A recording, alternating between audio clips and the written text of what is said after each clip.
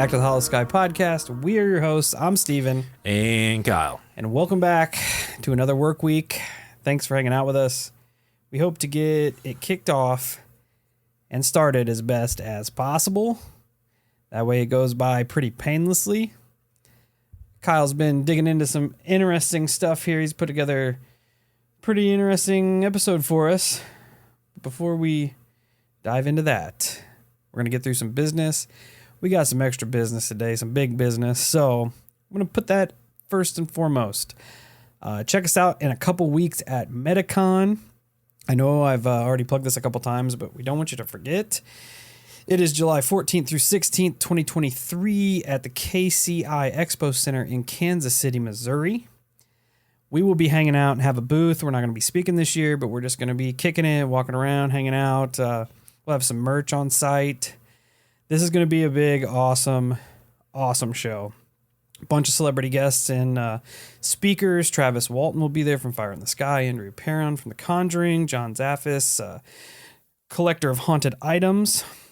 The boys from Ghost Lab will be there. Katie Stafford from Ghost of Devil's Perch. Stephanie Barton will be there, the psychic medium. There's going to be over 100 vendors, 18 guest speakers, a bunch of hands-on workshops. Energy healers, paranormal investigators, the Sasquatch people will be there, alien enthusiasts, you name it, it'll be there. Tickets are only $15 a day or $40 for all three. Again, we'll be there Saturday and Sunday. Definitely come and hang out if you are in the area. If you're not, fly in, It's going to be a good time. We also have some big news to announce here. Once I find the information for it, there is a monster podcast conference that has just been put together called 40 and Airwaves, and we are stoked to be a part of it. It's going to be October 6th, 7th, and 8th, 2023, located at the Inn on ONU in Ada, Ohio. It is a 3-day weekend event. Friday is going to be just kind of a casual meet and greet. Saturday, there will be podcast panels and merch and all kinds of good things put together. And Sunday, there will be a very special pancake breakfast. Hell yes. And we are in good company at this event. It will be us, Holosky Podcast, the Uncomfortable Podcast, the boys from Appalachian Intelligence, Cryptids of the Corn, and Kill the Mockingbirds, all together under one roof. It is the super show lineup. Let's go. Let's go. There's limited tickets available. We've posted it pretty much on all of our socials, so you can check it out. There's special room rates there at the Inn and some other hotels close by. Definitely not going to want to miss out on this. No. It's basically going to be like a rave. Yeah, essentially. Yes. A rave. It's going to be a paranormal lifetime. rave. Yes. It should be an awesome time. We're very excited. So do not miss out on that. Again, all the information will be posted on our socials. Come and hang out with all of us. Cool guys. You know how it is. That being said, check us out on all our socials: Facebook, Instagram, YouTube, Twitter, TikTok, Reddit, and Discord. Search up the Holosky Podcast and we will be there.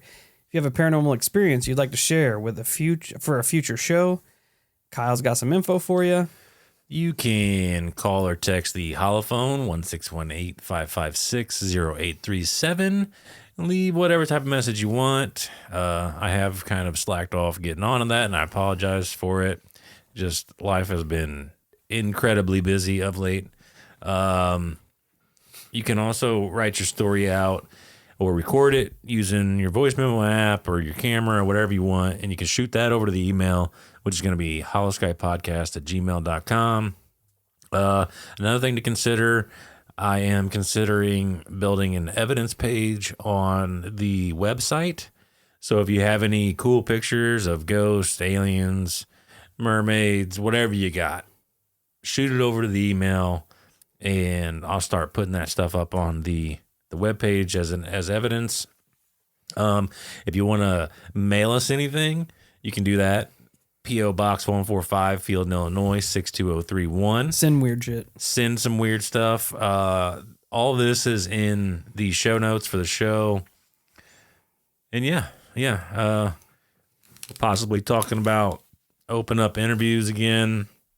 We got to kind of get that hammered out yet, but I think we're coming to a conclusion on it where we're going to start doing more interviews all the way around the board. So we'll see how that works. We're trying. Like I said, life's been busy with baseball and then podcast and work, and it's been crazy. We're getting there though. So thanks for bearing with us. Trying our best. We have a merch store. As insufferable as we can be. Yes. 1 star. Listen to that dubstep. Dubstep sucks. Anyway, we have a merch store. If you'd like to check that out, we're running low on some stuff, but we're getting ready to fill it back up. We have a Patreon. You can go over there, check out all the extra content we have for that. Got a Venmo.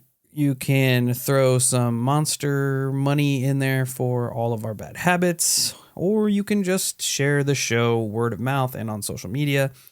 Help expand the Holocult. The more ears the show lands on, the better it is for everyone. So we appreciate all of you. So share the show. You can also go to wherever you listen to podcasts. Go to your podcatcher and leave us a 5-star rating and review, and I'll gladly shout you out. Today's 5-star rating comes to us from our friend Tom in Pennsylvania. It says, I'm binging on the show, 5 stars. I listen to the show while twerking. No, correct. While working, and put it on while I go to sleep. Keep up the good work. Thanks. Well, Tom, we're glad that we can be there through your work time and through your party time. Your twerk time, and your sleep time. So we appreciate you. Thanks for the kind words. So just get down with your bad self. Yeah, just keep shaking what your mama gave you, Tom. That being said, we go to our listener submission of the day, coming to us from our friend Dustin. He included an interesting photo, which I might save for the evidence page once we get it up and off the ground. Dustin says, I'm not sure how many submissions you guys get, but I appreciate you and your show and thought I'd try to contribute. I have a few stories I could tell: astral projecting, waking up to a banshee strangling me. Oh, well. Similar to sleep paralysis, but with an added kick. Seeing a troll / fairy / I don't know, little person, and Bigfoot story. But this is one I have a photo of that didn't disappear, so I can let my freak flag fly on this one without much fear of getting locked up in the loony bin, maybe just abducted. I'll tell you my experience chronologically. I'm sitting in my house playing PS4, most likely listening to you guys or Tony Merkel. My mom comes busting in, yelling, "You need to come out here and look at this." I figured it was a big-ass possum or armadillo or raccoon or coyote or whatever typical hillbilly bullshit. So I slip my shoes on and go outside and look up at this. It was a stormy night, so the sky was full of clouds. My sister claimed it moved, but I didn't see it move. She had her phone. I didn't because I was expecting to shoot a varmint and not take a picture of a UFO or whatever this thing is. So I didn't bother getting a pic of it because I knew she would, and I'd just have her send it to me. Not expecting the pic to be so distorted because she's a typical girl taking pics with filters and all of that, which it could have been something to do with EMF or something messing with the phone, who knows. But I watch it for 10 to 15 minutes and go back inside. I'm not into getting anal probed. More specifics. This was a day or two after the people / cops claimed to have seen the UFO and aliens on the ground in Las Vegas. The thing to the right of the cloud isn't the moon. It was around 10 p.m., 99.9% positive it's above the clouds shining down through the cloud break. I've stated everything I could think of about this. If you have any questions, fire away. Well, to let everybody know, it is we'll post it up on the socials and probably on the website. It's weird, man. It is a strange... It's definitely weird. It's a strange photo of the sky, and it has this weird blue hue of a light either shining through the clouds or producing its own light. I don't know. I'll just post it up. You guys make what we'll definitely post it. Make it's what of weird. it is. It's weird, man. And he says this is not the moon. I don't know, Dustin. And he said he watched it for 15 minutes. That's a long time. I wonder if it made any sounds or anything. It reminds you of like a big spotlight is what it reminds you of. I don't think it's a spotlight, and there's no, like with the spotlight, you'll see the beam going up sometimes. There's none of that depicted. And I don't know of blue ones. Like this is like a blue, like a rich blue. Yeah. In a night dark sky, which really shouldn't happen. Yeah, it's strange. Imagine what it would take. I figure the amount of lumens to make it that blue at that time. And he said it seemed like it was above the clouds, shining Right. down onto the clouds. Right. I'm just trying to justify it in my brain of somebody having like a blue spotlight and trying to it be so bright and so powerful that it lights up the sky like that. Yeah, I wish I had some way to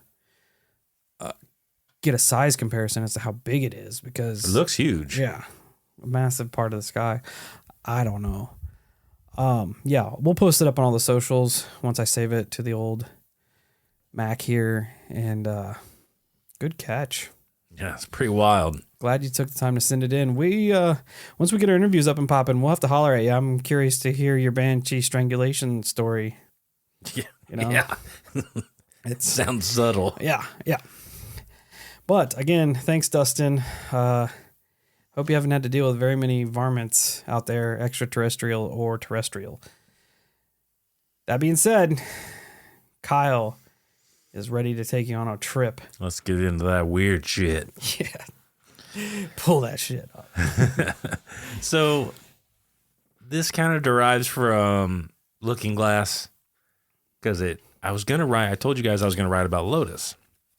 Project Lotus, which apparently has like 3 different phrasings. But I saw a lot of Project Lotus or Lotus Protocol. Those are the 2 ones that kept popping up. I misinformed everyone. I thought Project Lotus was about disclosure on extraterrestrials. However, that is not the case. It is far weirder than that. See, I thought it was the way that it was set up almost makes it sound like today's, but it starts to evolve as I kept reading, because I just glanced over it last time. And here we go. So around April 8th, 2004, there was an article that would start to make its rounds, stating that a Daniel Burisch, who, as I stated in Looking Glass episode, is a microbiologist that ended up working in a few different black projects, those of which involve extraterrestrials and their different forms of technology. But Daniel wanted to come clean about his work and all the things that he had seen, even wanting to go as far as testifying in front of Congress. This testimony would disclose the extraterrestrial presence on Earth, also setting in motion the unraveling of information from well over 5 decades, forcing the people of Earth to deal with the fact that they are here and we are not alone. On top of that, more than one race of them being here. Dan apparently first came out with a book called Eagles Disobey, the case for Inca City, Mars. But in this book, he disclosed ancient artifacts on Mars. He was also part of the before mentioned Project Lotus, which was based at our home away from home, the good old Area 51. I can't remember if it was S2 or S4 where he was located. And I believe it was around the time Lazar was there as well. Nice. But this project, like I said, it was far more interesting than I could have understood. There isn't shitloads of information that I was able to find, but the information that I did find is pretty cool. Like I said, I thought that Lotus was a project that was connected to disclosure, but I was wrong, because Lotus isn't about disclosure. I seemingly jumped the gun and kind of fucked up. Lotus was actually a project dedicated to life, and not just life Exactly. Specifically, the creation of life. They would use a particle to help in this project known as the Ganesh particle. Ganesh. Supposedly, this particle is the key to the seed of life. It has the ability to heal damaged cells as well. I found one bit that would suggest the particle is quartz crystal from a mica layer found at the Vishnu schist at Frenchman's Mountain Complex outside of Las Vegas, which I kind of further go into a little bit later on when I found more information on it. Information would suggest that this quartz is resonating at a frequency of 8 hertz. And that the time is coming where the Earth's Schumann resonance will increase to 13 hertz, which these numbers come from the Fibonacci sequence. But it's said that this will be the next phase in humanity's creation. Another bit I found suggests that when put under the correct electrical impulse levels, this particle is in question was then released from the crystalline rock. It's said to be a dense collection of electromagnetic waves containing information and floating in a river of less dense electromagnetism. And keep in mind, as I'm trying to break apart all this scientific bullshit, I end up stumbling a little bit later on, kind of how all of this starts to mold together a little bit. So sorry if I'm kind of bombarding you with these different avenues. I'm trying to look like I know nothing about the Schumann resonance. No, me neither. Bro, what the fuck? This resonance provides a useful tool to analyze the Earth's weather, its electric environment, even to help determine what type of atoms and molecules exist in the Earth's atmosphere. Does Schumann resonance affect your blood pressure? Participants who showed a significant lower daily mean blood pressure value on days with enhanced Schumann resonance signals. Well, fix your shit, Earth. Lower my BP. What? I don't know, man. I'm sure there's quite a few listeners out there that know a little bit about this shit. Yeah. I don't know. It's weird. But like, yeah. I knew the only thing that I had connected it to is like they call it the heartbeat of the Earth or whatever, yes. But I didn't realize that it like legitimately affected people. Well, even with this Ganesh particle, apparently Caltech verified the particle. Great. But anyways, Dan apparently came clean during an interview about the Ganesh particle, saying that the black projects were very interested in this because it held some unusual properties on a genetic level only seen in the alien DNA he worked with at S4. So he was at S4. Now, one could only imagine what they intend on doing with this type of power. In my opinion, the only reason you'd want to dig into these types of topics on a black budget level is to more or less play God or become God, cracking the key to creation for the means of your own betterment. Like I said, the particle is said to heal damaged cells. Some sources would go on to more or less elaborate how like it holds keys to the actual like the overall creation of all life, which is kind of heavy to think about. But I also found out, assuming all this is 100% legitimate, I found out the real reason why Dan was able to find the Ganesh particle and why, like there's a whole why, what, when, where to all of it.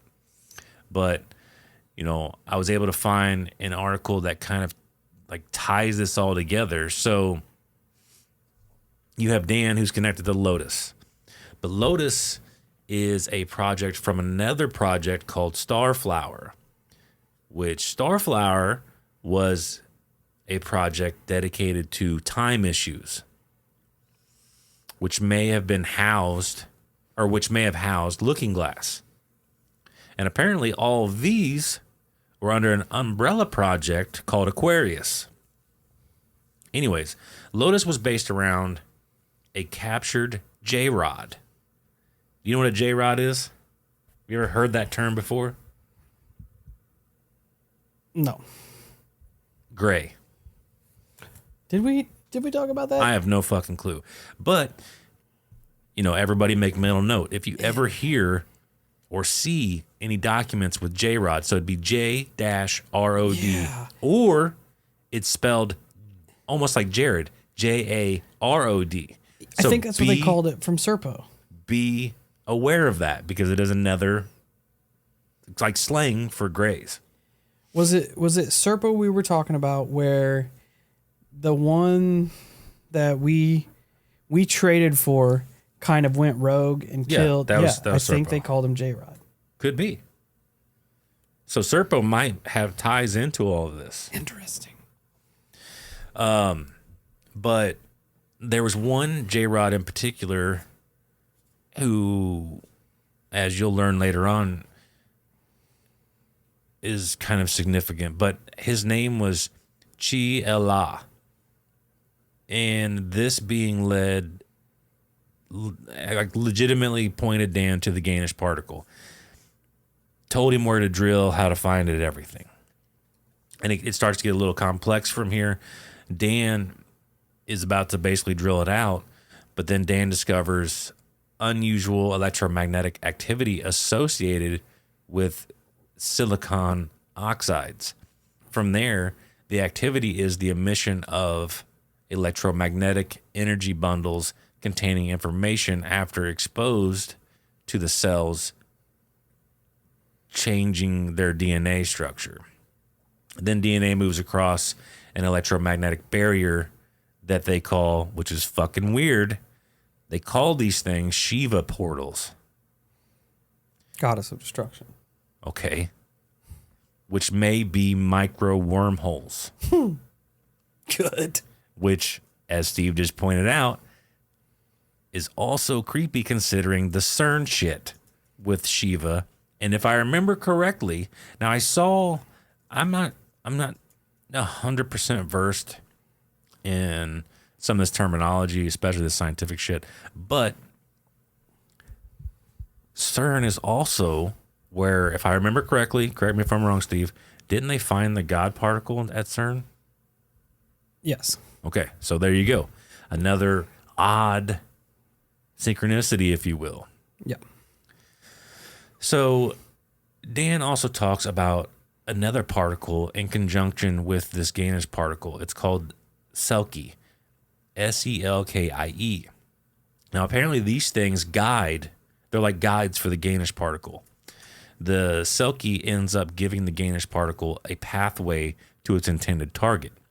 Now, Dan used quartz crystal during some experiments with the Gainish particle. During this experiment, an anomalous growth of cells began to form around the crystal. These cells were of unknown origin. Supposedly, because they had no idea what the fuck these cells were or what they could grow into, they just straight up shut this project down. Which, if you really sit and think about that, that's pretty fucking terrifying. Okay, let's talk about Shiva for a bit here because Let's now we're into it. What are Shiva's powers? Why is it called the God of Destruction? Through his third eye, he is able to burn anyone, even other gods, to ash. Okay. He also has the power to create demons that are powerful enough to decapitate gods. Through his Pinshan ability to destroy, Shiva will wipe out the universe in the end of days only for it to be reborn and begin anew. Shiva's role is to destroy the universe in order to recreate it. In the Hindu religion, they believe his powers of destruction and recreation are used even now to destroy the illusions and imperfections of this world, paving the way for a beneficial change. According to Hindu belief, this destruction is not arbitrary, but it is constructive. That sounds even scarier now that it's outside of CERN. Yeah. I've seen a lot of weird shit around CERN. And there has been mention about demons around CERN and portals to hell and all that good stuff. Lotus sculpture. Well, that's fucking weird. That's another tie-in. That's fucking weird. It's a I just clicked it and it's a sculpture webpage where they make sculptures, and the one that I clicked on brought up Shiva. And the website's called Lotus Sculpture. Weird. Anyway, That is weird. yeah. Look at us just going off on rabbit holes here That's live on weird. air. But what do you think about that? About them shutting that project down when an unknown form Yeah, cells start to form? That was probably a good call. You think they really shut it down though? Because, dude, I'm legitimately sit and imagine what that implies. Yeah, you're God. Well, not only that, but like You're creating something from nothing. scientists would orgasm all over that. Like, holy shit, we're like, there's an active clump of cells coming from almost nothing. Yeah, it's. But instead of pursuing that, supposedly they went, nope, shut it down. Yeah, you are creation. Unless they had some sort of like firewall capability to where if whatever they were creating was absolutely terrible, that they could essentially nuke it if they had to, you'd almost have to stop. Yeah. Because they said, like, they had no idea what it could even grow into, which Yeah, that's what I'm saying. implies everything. You let the motherfucker grow and it turns into Godzilla. Uh-oh. Whoops. What are we going to do now? Right. So I mean, I could see human ego being like, let it run. Like we are God now.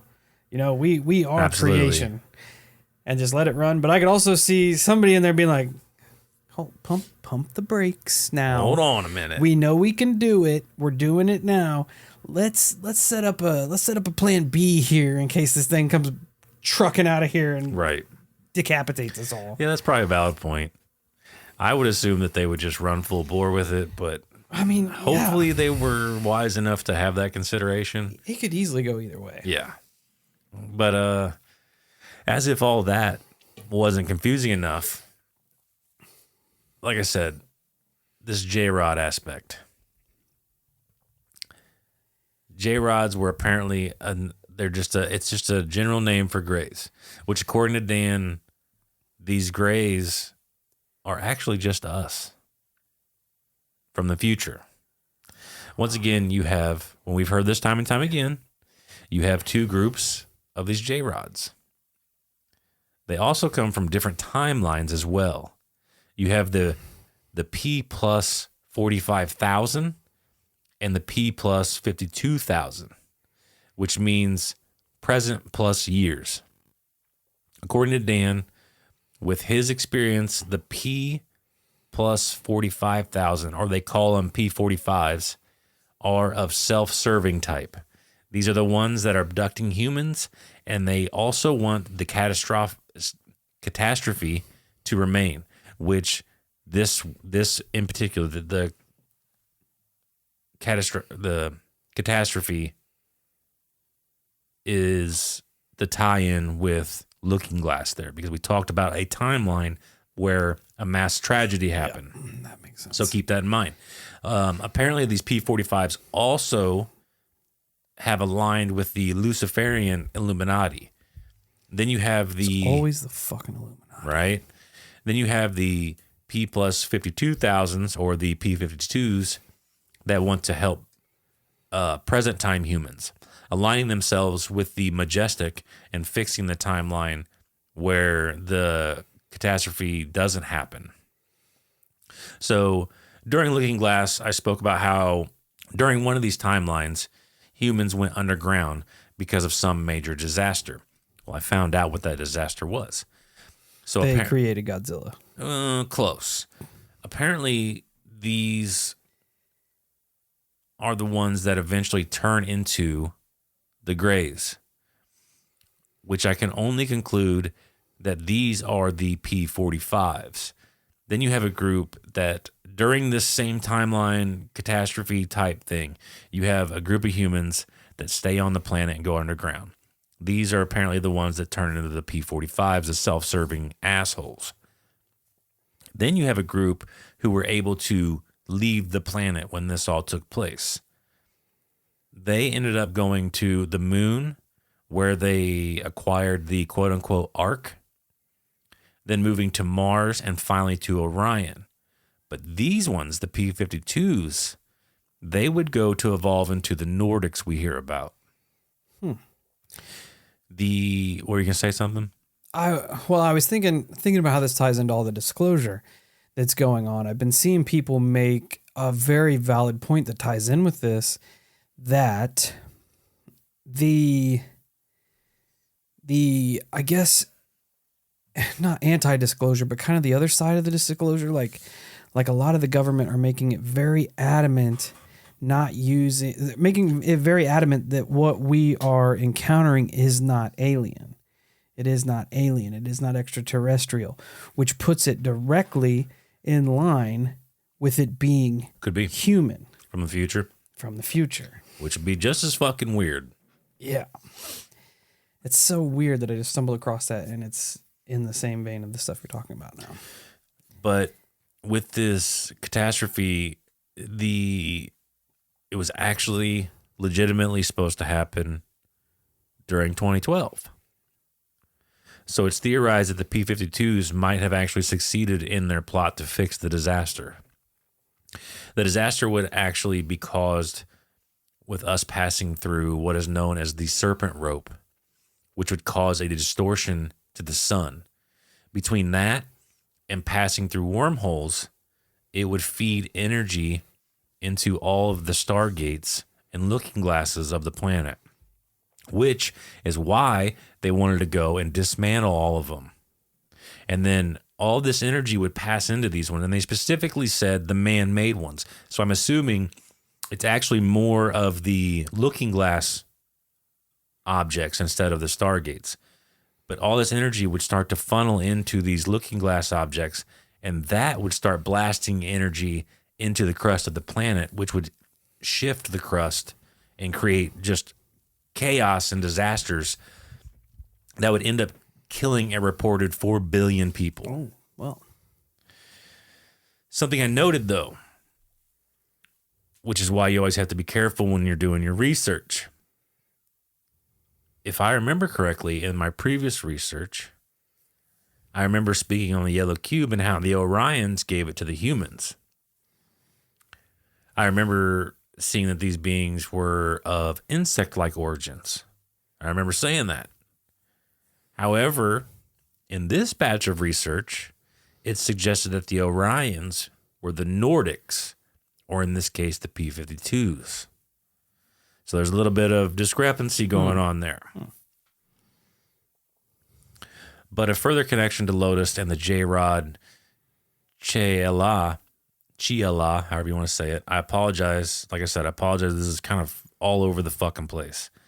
But there's lots of information out there. There's a lot of emails and all types of shit. It's hard to read through a lot of it. And some of it's just almost not relevant. But this connection, so you have Lotus with the Gainish particle, which was offered up by Chiala. Apparently, this is what they were looking for anyways. The J-Rods, the P-52s. And this is the further tie-in to the whole process.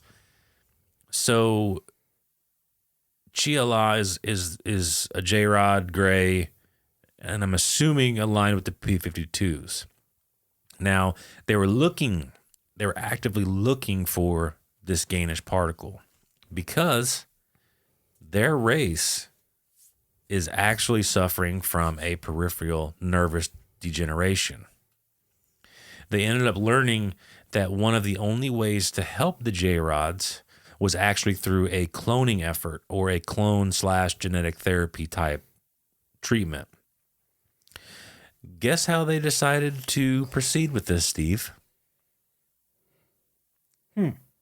They started creating hybrids between humans and the J-Rod genome. Serpo. Right?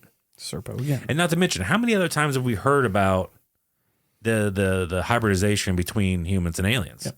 That's exactly what the crews saw in Serpo. Right? Where they were mixing and matching. Right.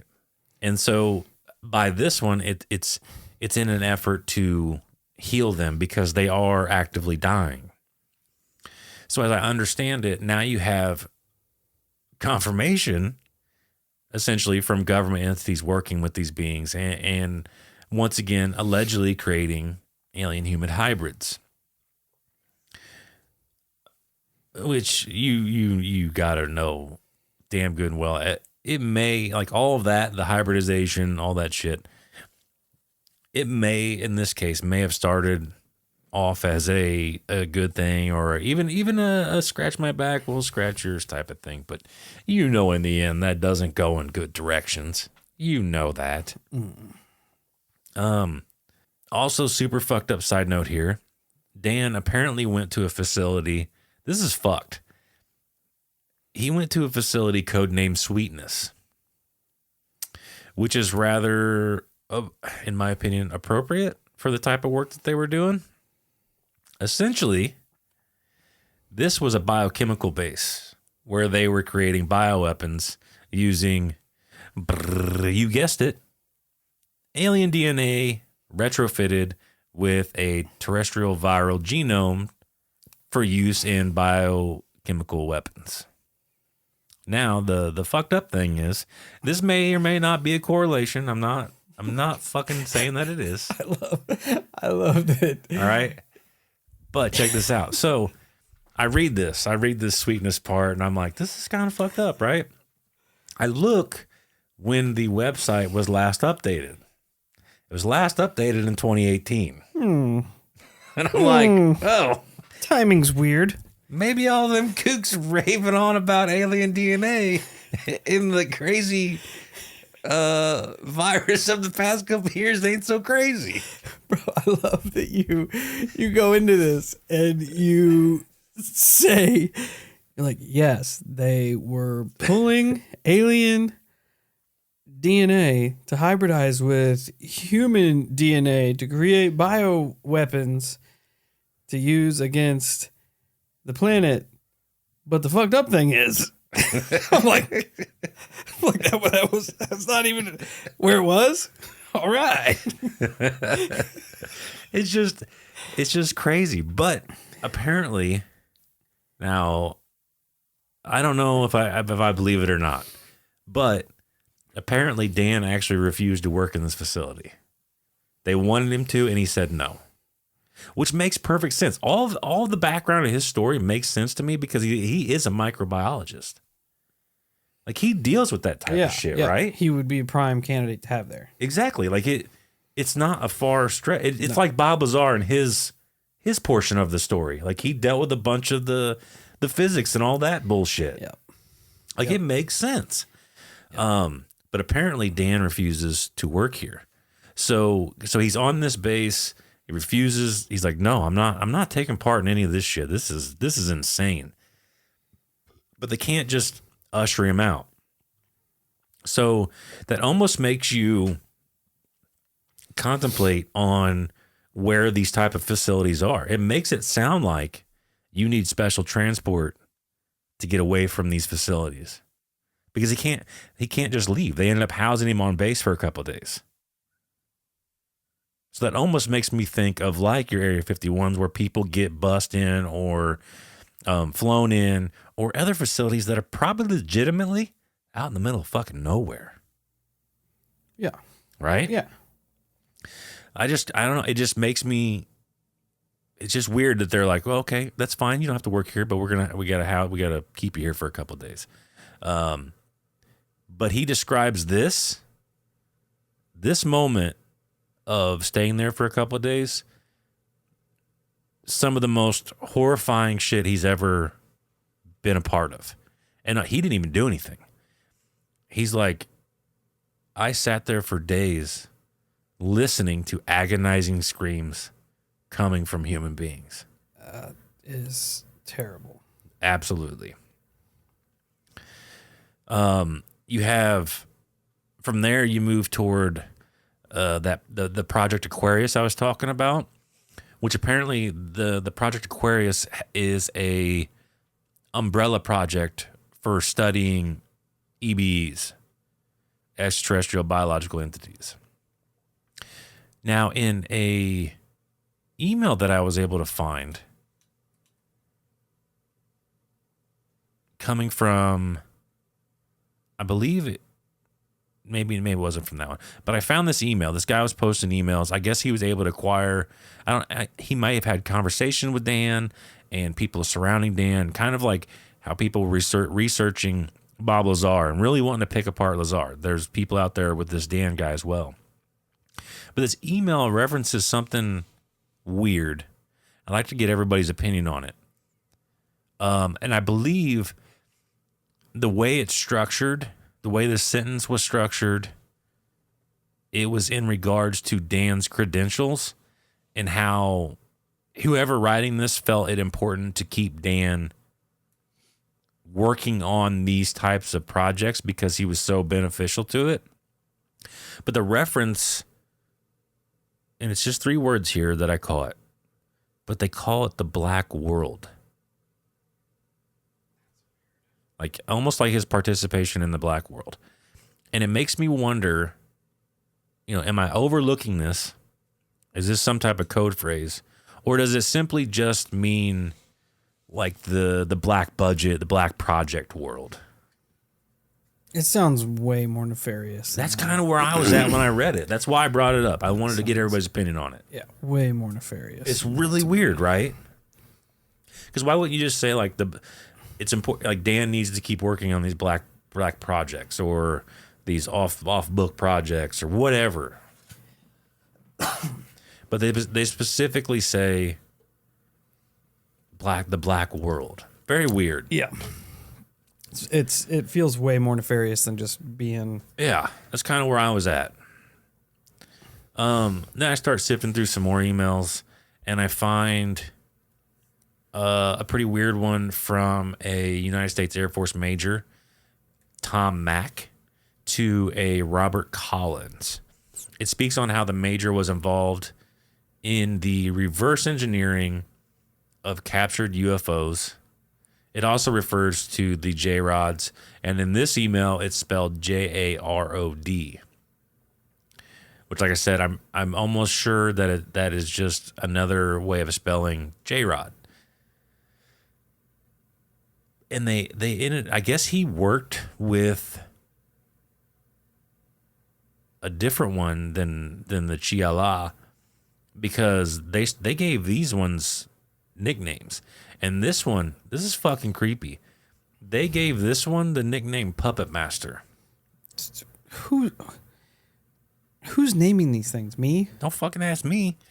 Damn. They said he says in this email, because I think in the email that would have went to him prior to his response here, they were asking about like what J-Rods had he worked with. Have you heard of this particular J-Rod called Smiling Eyes? That's creepy. Right.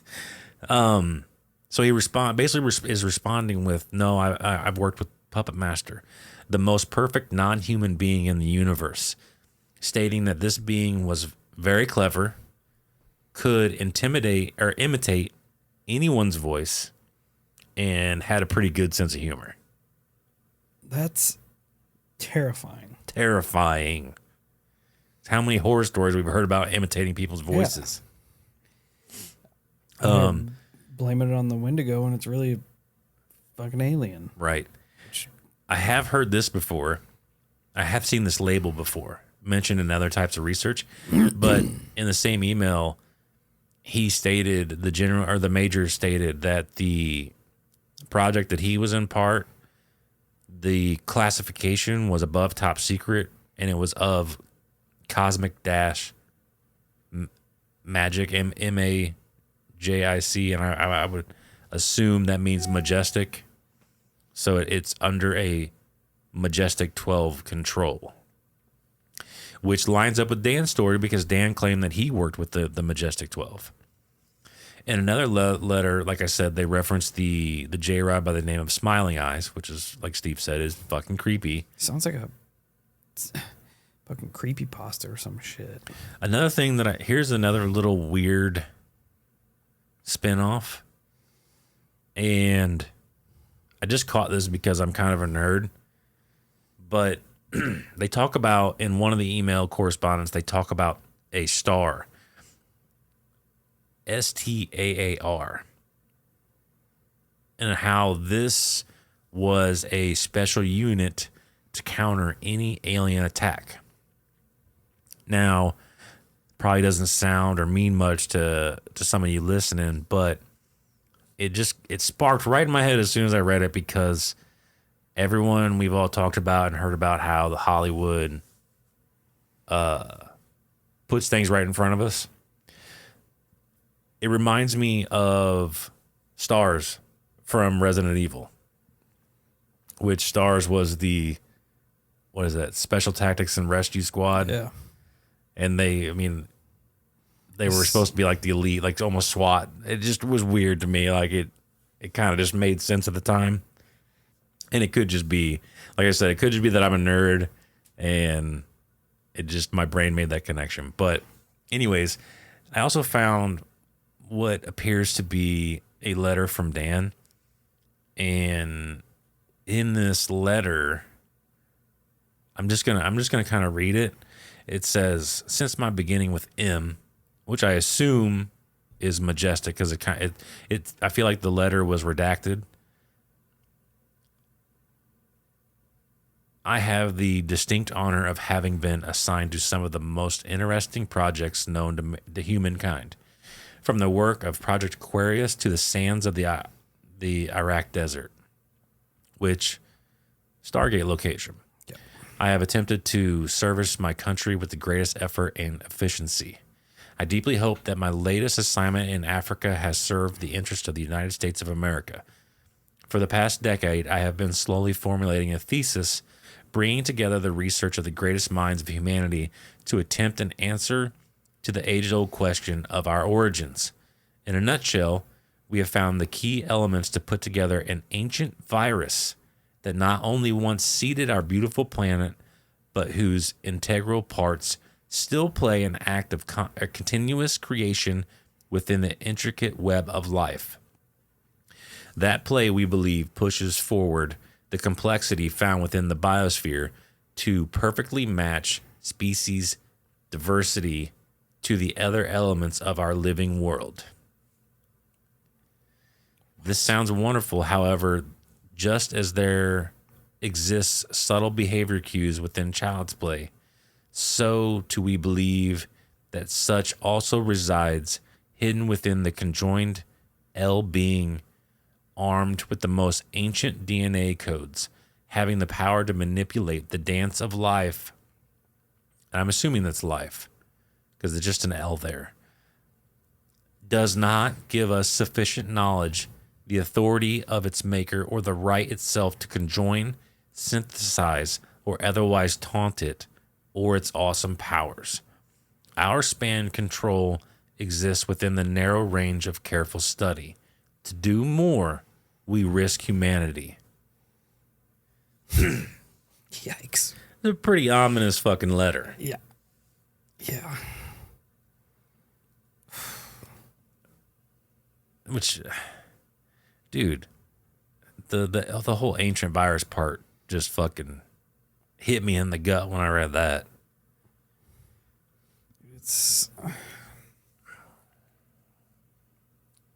It really, man, I don't know. It's weird, dude. Strange. It's weird strange. And it's heavy. And I mean, it's nothing to put past him. You know No, what I mean? absolutely not. No fucking way. And he's, to me, it sounds like he's warning people moving forward, almost like Elon warns about AI. Yeah.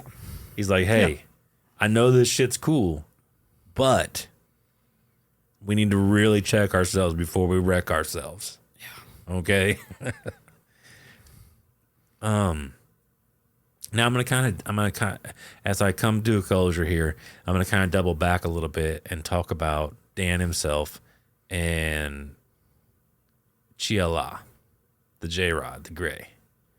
So, you know, like I said, you would you kind of wonder like why Dan was able to go where he has and do what he's done.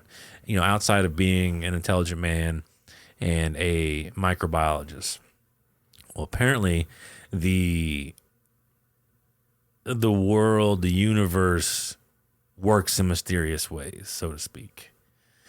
So apparently with Dan in 1973, at the age of 9, he was actually abducted. Now, once again, as seen in many abduction cases, after his abduction, he began having strange dreams. But during this abduction, all he ends up remembering is like a chevron triangle typed craft. Now, when he befriended Chiala, this entity was able to show him what all took place, and it locked some puzzle pieces in for him. So on board the UFO, there were several young people. One of these people just so happened to be the son of a former MJ1. So a majestic, person. His son was on this UFO. Now get this. You remember in Looking Glass when I talked about the T9 treaty and how Dan got some of the abductions taken out? The T9 treaty is 100% a treaty between humans and extraterrestrials. But Dan states, or this research states, I'm pretty sure this is from Dan, the MJ1 son was, and I quote, collateral in regards to the T9 treaty. And dude, that is straight up X-Files. Yeah. Because isn't that what essentially happens to Mulder's sister? Her dad kind of halfway gives her up. Oh, yeah. Yeah. Bro, that's straight up X-Files. That's weird. Fucking weird. Now I want to look up to see if this, when did this go down? I don't know. If this went down pre-X-Files. I don't know. Because then it's X-Files, the media exposing. They said they had real the people truth from the FBI helping with the X-Files. Oh, wouldn't that be fucking weird? But anyways, It makes, yeah. the boy, the son ends up dying on the craft. And this is as fucked up as this is. At the time, they were working with the P-45s, which are the self-serving asshole aliens. But the P-45s actually tried to save the son, and they weren't able to. So what did they do? They ended up transferring the son's energy into Dan, which would later begin to explain, at least for Dan, it would begin to explain his love for science, because he never had, as a child, he never had a love for science until that moment. Also, apparently, the Majestic were aware of this event, and it's more than plausible that this is one of the reasons why he ended up becoming selected for these projects. Furthermore, you would ask about Dan and Chiala's friendship. Well, when Dan was permitted to work on Aquarius and be on the, I guess, retrieval team of taking samples from Chiala, when Dan was actually put on that team and Chiala noticed that, he saw Dan, Chiala actually recognized Dan. And then it got to a point where Chiala was like, hey, you're not coming in here anymore and taking my sample. I want that guy. No one else is coming in here and taking samples from me besides that guy right there. And it's protocol. Because so Chiala was kept in this clear sphere, and it was cooled. Obviously, there's tons of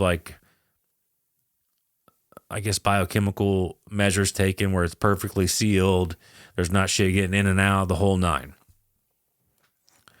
And Chi-Allah is inside this sphere. So it's protocol that whenever someone enters the sphere, Chi-Allah is not supposed to move. He's supposed to just basically stand there and take it. It's also protocol that no one has a conversation with Chi-Allah. So, but Chi-Allah eventually tells them, like, hey, like I said, you're not taking my samples anymore. I want that dude there. And everybody, like, it raised flags because Dan was such a new member of the team. But they went ahead and just kind of went with it. They're like, fuck it, whatever. Who cares? So Dan ends up going in there, taking samples here and there. Well, there became a time when Dan went to take Chi-Allah's sample, and Chi-Allah stepped toward Dan, which is already breaks protocol right there. And Dan was new enough at the time that it kind of startled him. So he took a step back and he ended up tripping on something and he fell on his back. And when he did that, Chi-Allah climbed on top of him and sat on his chest and then brought his head down. And when he did that, he began to do what we've heard before, download information into Dan very rapidly. That's weird. Which by doing that actually ended up, that's how Dan found out about, if I remember correctly and did my research right, that's essentially how Dan found out about the UFO experience. Like all of it became boom, boom, boom, boom, boom, boom. Like all the puzzle pieces finally got put together. And from there, so that's why Chi-Allah picked him, because he recognized Dan. He had that connection with him. He remembers seeing Dan on the UFO when all that took place, the transfer, all that shit. And supposedly, I couldn't find the full story as to why they were there, et cetera, et cetera, et cetera. But as I stated, Dan and Chi-Allah became friends. They would communicate, which breaks protocol, but they would. Eventually, the way I took it, Dan more or less ends up rescuing Chi-Allah. For whatever reason, they went to a Stargate in Egypt. I was not able to find out why they went there, but they did. And I guess during this, Dan actually pushes Chi-Allah through a Stargate to kind of release him from... Send him home. And that was about the amount of movie. Yeah, that's about the amount of research that I was able to come up with for today's episode. Damn. But it's fucking wild. It hits on so many different aspects, and the fact that it's so weird to me that we went through all of Serpo, dug through Serpo, and it never did we correlate it with him. No. Not at all. Or even Lotus, for that matter. Right. This is the first time when I was doing Looking Glass, this is the first time I ever heard of Lotus. Yeah. Same. It's so weird that the information... Dan could essentially have been the Serpo whistleblower. Oh, absolutely. Or at least affiliated with it. Yeah. I'd almost be willing to bet he had a hand in Serpo. Yeah. There's too many similar aspects for it to be coincidence, right? From the DNA splicing, or maybe Serpo was housed underneath Aquarius, because they were super compartmentalized in their projects, but because it says Aquarius was an umbrella for all these different projects. There was another name for Serpo that I stumbled across, but I forgot. I bet it was underneath Aquarius.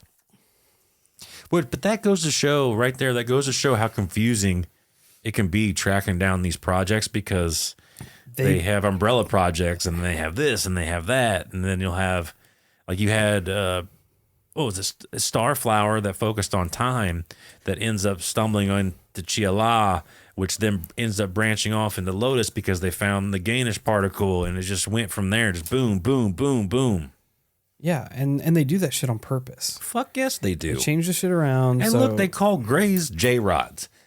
And they'll spell it different on occasion, the whole nine. So that just goes to show, but that's why, and that's specifically why I brought up J-Rod. I could have just used Gray, but I brought J-Rod up because it's something that everybody needs to just kind of write down and put it in the back of their brain in case they ever were to come across text that mentions J-Rod. Yes. Because you might read J-Rod, not having a clue. Exactly. And like I said, in that major spelling, he spells it J-A-R-O-D. Somebody could literally be like, "Oh, that's Jared." Yeah. You wouldn't have a clue had anything to do with it. Because if I read that and I read it as Jared, I'd be like, "What the fuck is Jared? We talking about a Subway guy or what?" I mean, I wouldn't have a clue, man. I would be stumbling. I would be like, "I don't know what the fuck this is. This is nothing. This is trash." Boop. Go over here. Come to find out, it's not trash. They're talking about grades. So I don't know. That's what I have on Dan Burisch and his Project Lotus, Aquarius, Starflower, all that shit. It's so, tons of it. Dude, just the fact that, I don't know, man. You hear all these names and how they get tied to one another, and then you don't know what you're looking for. You don't know what you're looking at. I wish I could find the other name for Serpo now and see if it was mentioned now that it's so similar. It's fucking weird. It is weird, but it's awesome. That's why I love this shit. It makes you, I don't know.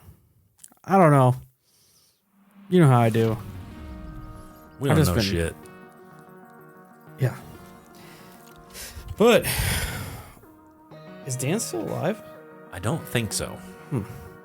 Like that would be. Because I thought about reaching out to him I was for gonna an say interview. that would be a dude to talk to, 100%. I'm pretty sure I read that he's passed away. Well, R.I.P. Dan. That's right. But yeah, if anybody has anything to add to that, feel free to pop on the socials, shoot us an email. You know the drill. Thanks for hanging out with us this Monday.